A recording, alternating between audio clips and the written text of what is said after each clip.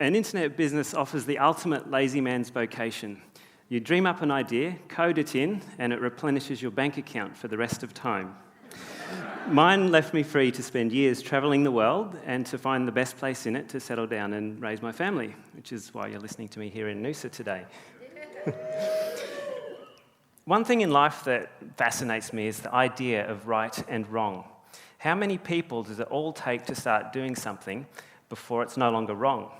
Well, it's actually the reverse of that idea that I find even more interesting. How long can you resist doing something before you become the fool for not doing it too? In the old days, the word hacker referred to folks doing bad things with computers, but that's changed. It now means anyone doing interesting stuff, usually in some kind of non-conventional way, and it doesn't just mean computers. You can hack everything from hardware to DNA and life itself. So I'm going to talk about hacking business. And just to keep you confused, I mean both definitions of the word at once. There's basically two ways to set up an internet business. You can just do it, or you can do it properly. For the last year or more, I've been establishing my new online anti-fraud business the proper way. Now, during my anti-fraud adventures, I've also observed plenty of just do it operations. So observing isn't the same as doing, though. So just for this talk, I set one up to show you exactly how it's done firsthand. Any web business needs, of course, a website and a way to get money out of people.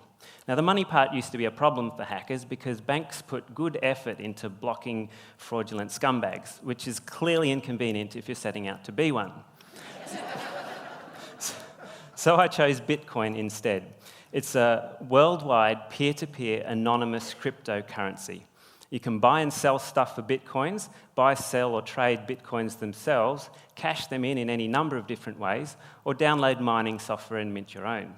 I've been mining for the last month or so now, and I found about $100 worth so far.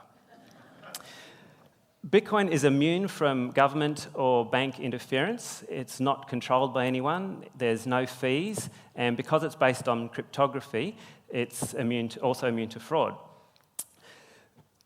Most interestingly, Bitcoin is anonymous. Now, the fundamental difference between a hacker business and a legitimate one is the hacker knows in advance they're being naughty, so they take defensive steps from day one. The one I set up is designed to steal money from idiots.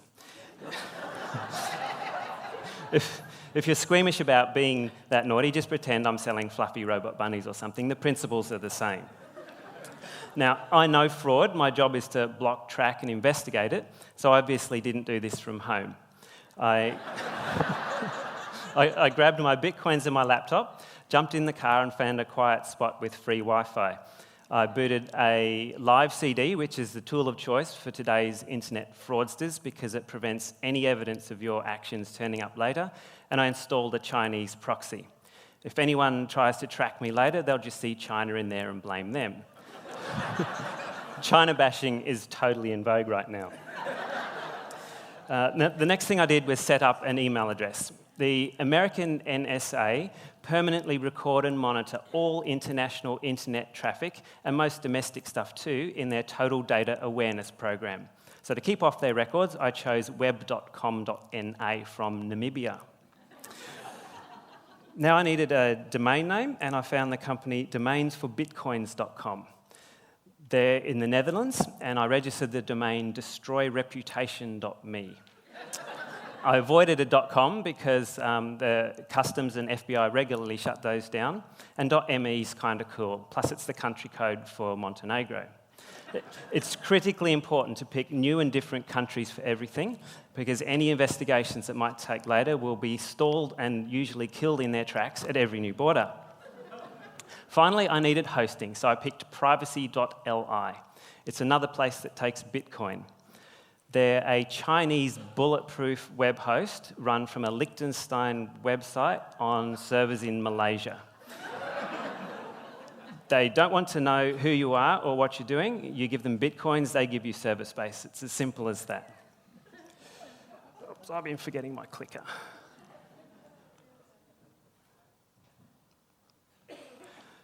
Okay, so hackers don't need ethics. So I just ripped off the design of some website I found. They'll probably never know, and even if they did, how could they possibly catch me? So here it is. I decided to sell reputation destruction services. Customers pay me, and I kick off a blizzard of negative publicity that utterly impugns the character of whoever they target. Humans love revenge, and they generally believe anything negative without question, so I can't fail. Hey, I found it on the internet, so it must be true, right? An even neater aspect of a hacker business is you don't actually have to run the business. Sure, random idiots have given me $200 worth of bitcoins this week, but what's the worst they can do? Find some other reputation destruction service to try and destroy my reputation? Well, unless they're terminally stupid, they've just already learned that lesson. Seriously though, this is the #1 operating paradigm of fraudulent businesses. They take your money and then do nothing. Ethics are dangerous. If you're foolish enough to actually ship robot bunnies, make sure you don't put your name and address on the shipping label, and cross your fingers those bunnies aren't traceable, and hope your supplier won't rat you out if someone comes hunting for you. Now let's compare this with a legitimate business. What if you want to actually get rich selling robot bunnies? You'll need a proprietary limited trading company, which takes about a week and costs $1,000. You'll need to provide various forms of identification, including all your home, business and postal addresses, nominate shareholders and executives and identify all them too, register with ASIC and commit to their annual reporting and fees.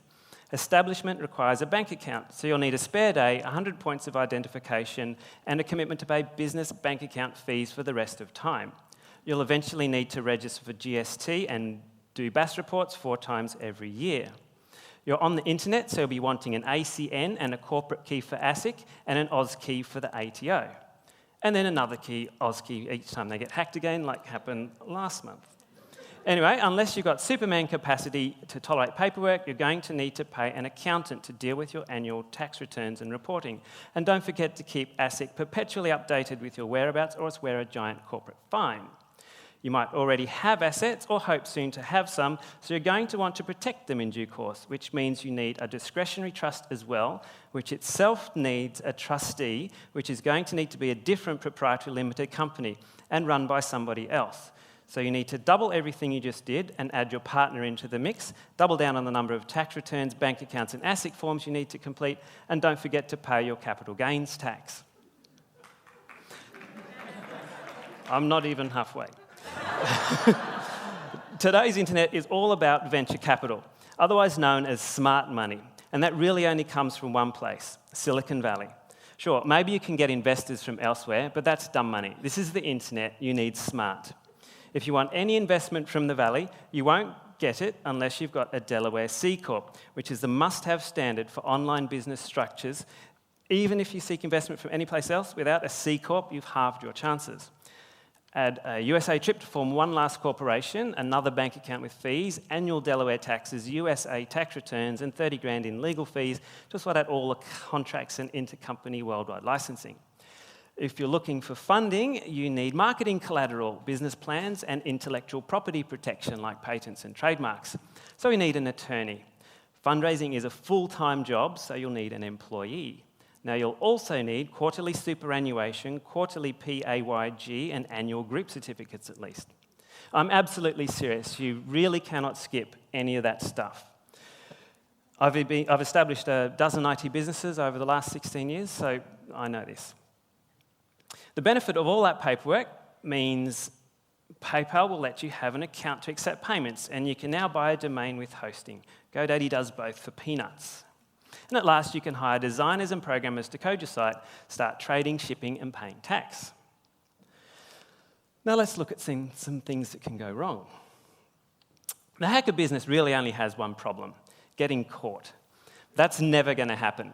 There's no such thing as an international police force. Domestic police all get stopped at international borders, and you already covered your tracks.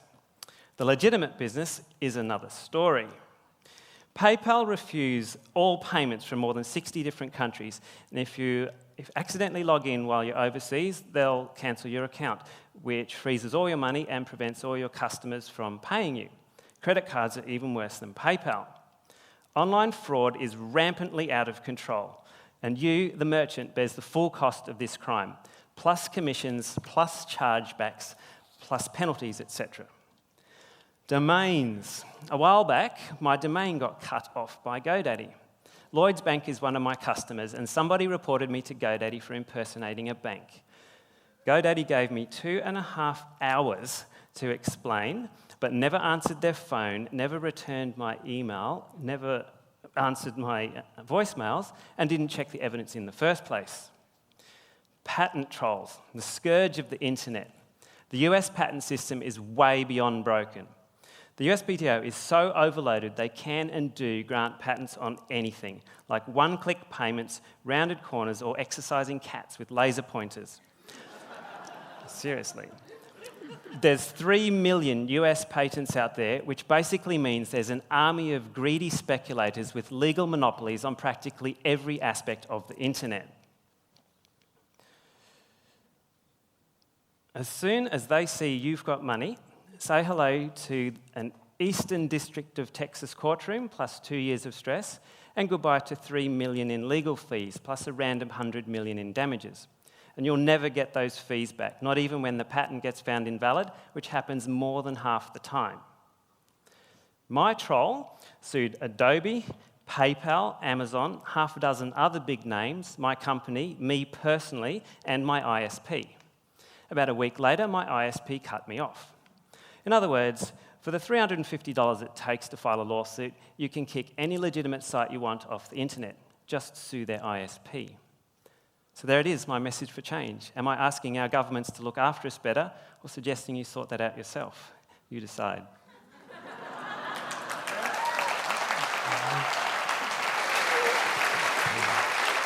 Thank you. Thanks, Chris.